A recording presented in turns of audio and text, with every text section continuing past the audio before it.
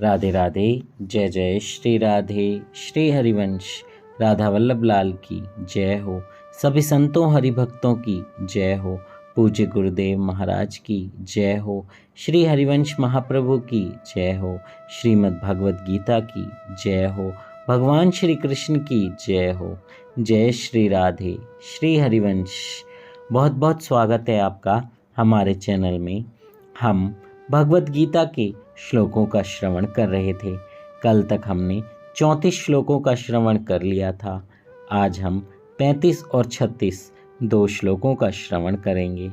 बहुत ही दिव्य ज्ञान भगवान श्री कृष्ण अर्जुन को दे रहे हैं और वो हमें भी ये बात बता रहे हैं कि कैसे कृष्ण भावना भावित होकर आप हमें पा सकते हो। अर्जुन को तो उन्होंने एक माध्यम बनाया, लेकिन गति तो हमारी यानी कलयुगी जीवों को सद्गति प्राप्त कराने के लिए ही उन्होंने ये भगवद गीता कही।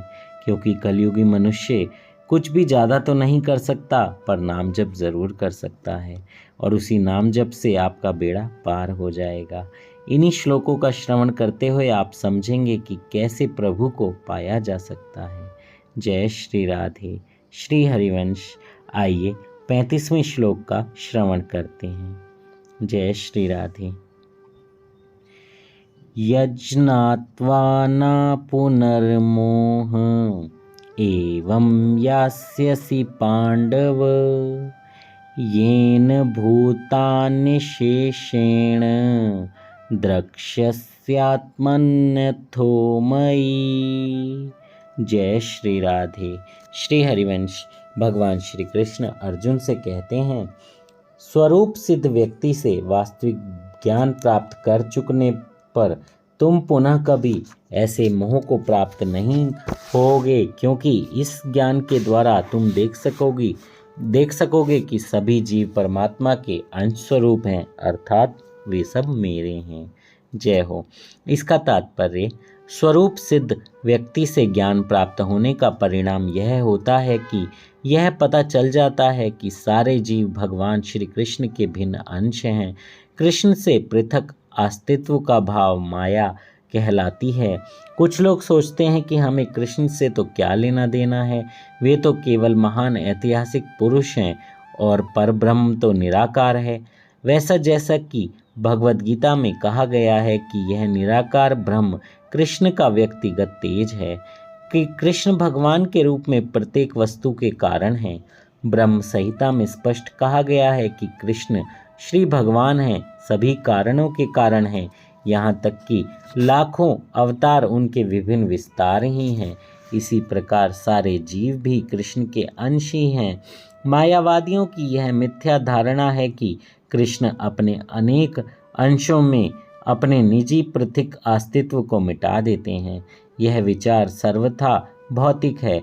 भौतिक जगत में हमारा अनुभव है कि यदि किसी वस्तु का विखंडन किया जाए तो उसका मूल स्वरूप नष्ट हो जाता है, किंतु मायावादी यह समझ नहीं पाते कि परम का अर्थ है कि एक और एक मिलकर एक ही होता है। एक में से एक घटाने पर भी एक ही बचता है, पर ब्रह्म का यही स्वरूप है।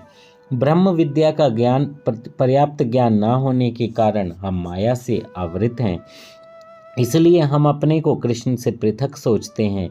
यद्यपि हम कृष्ण के भिन्न अंश हैं, किंतु तो भी हम उनसे भिन्न नहीं हैं। जीवों का शारीरिक अंतर माया है अथवा वास्तविक सत्य नहीं है। हम सभी कृष्ण को प्रसन्न करने के निमित्त हैं।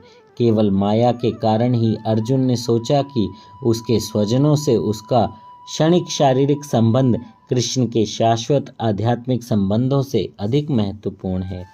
गीता का संपूर्ण उपदेश इसी ओर लक्षित है कि कृष्ण का नित्य दास होने के कारण जीव उनसे पृथक नहीं हो सकता। कृष्ण से अपने को विलग कर मानना ही माया कहलाती है। परब्रह्म के भिन्न अंश के रूप में जीवों को एक विशिष्ट उद्देश्य पूरा करना होता है। उस उद्देश्य को भुलाने के कारण ही वे अनादिकाल से मानव, पशु, देवता आदि देहों में स्थित हैं। ऐसे शारीरिक अंतर भगवान की दिव्य सेवा के विस्मरण से जनित हैं। किंतु जब कोई कृष्ण भावना अमृत के माध्यम से दिव्य सेवा में लग जाता है तो वह इस माया से तुरंत मुक्त हो जाता है। ऐसा ज्ञान केवल प्रामाणिक गुरु से ही प्राप्त हो सकता है और इस तरह इस भ्रम को दूर कर सकता है कि जीव कृष्ण के तुल्य है। पूर्ण ज्ञान तो यह है कि परमात्मा कृष्ण समस्त जीवों के परम आश्रय हैं। इस आश्रय को त्याग देने पर जीव माया द्वारा मोहित होते हैं, क्योंकि वे अपना अस्तित्व पृथक समझते हैं। इस तरह विभिन्न भौतिक पहचानों के मानदंडों के अंतर्गत वे कृष्ण को भूल जाते हैं।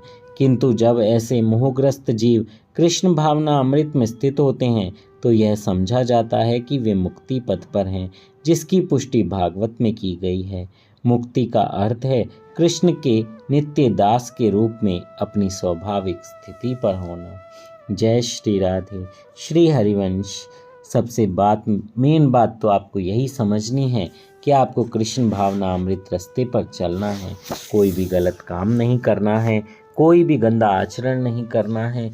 प्रभु को अपने सारे कर्मों को समर्पित करते हुए अपने जीवन को जीना है।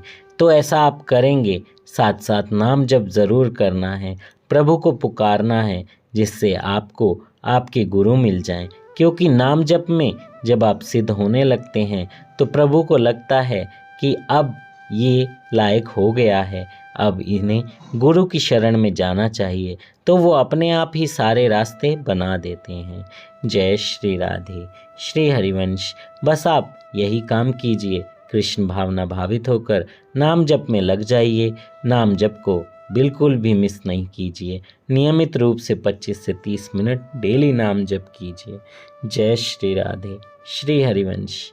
आइए 36वें श्लोक का श्रवण करते हैं। जय श्री राधे। अपि चेदसि पापेभ्य सर्वेभ्य पापकृतं सर्वं ज्ञानपल्वेनैव वर्जिनं संतरिष्यसि। जय श्री राधे। श्री हरिवंश। भगवान श्री कृष्ण अर्जुन से कहते हैं, यदि तुम्हें समस्त पापियों में भी सर्वाधिक पापी समझा जाए तो भी तुम दिव्य ज्ञान रूपी नाव में स्थित होकर दुख सागर को पार करने में समर्थ होगे। जय श्री राधे। श्री हरिवंश। यहाँ पर भगवान श्री कृष्ण कहते हैं, श्री कृष्ण के संबंध में अपनी स्वाभाविक स्थिति का सही ज्ञान इतना उत्तम होता है कि अज्ञान सागर में चलने वाले जीवन संघर्ष से मनुष्य तुरंत ही ऊपर उठ सकता है। यह भौतिक जगत कभी कभी अज्ञान सागर मान लिया जाता है तो कभी जलता हुआ जंगल। सागर में कोई कितना ही कुशल तैराक क्यों ना हो, जीवन संघर्ष करना अत्यंत कठिन है।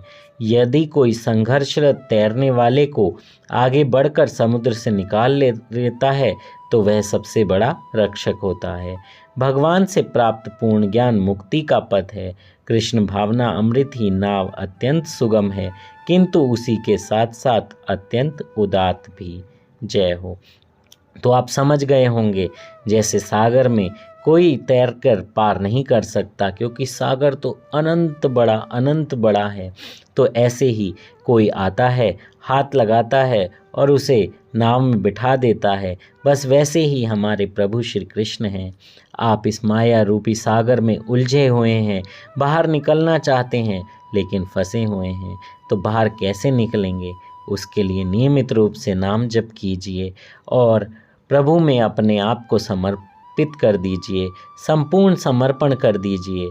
कोई भी गलत काम नहीं कीजिए तो प्रभु आकर आपको इस माया रूपी सागर से खुद से बाहर निकालेंगे और फिर ऐसी नाव में तैराएंगे जो आपको सीधा निकुंज ले जाएगी और फिर निकुंज में आप सखी बनकर बड़े प्यार से प्रभु की सेवा कर सकेंगे। जय श्री राधे। श्री हरिवंश। राधा वल्लभ लाल की जय हो। हरिवंश महाप्रभु की जय हो। भगवद गीता की जय हो। जय श्री राधे। श्लोक कहने में अगर मुझसे कोई त्रुटि हुई हो तो मुझे क्षमा कीजिएगा। जय श्री राधे।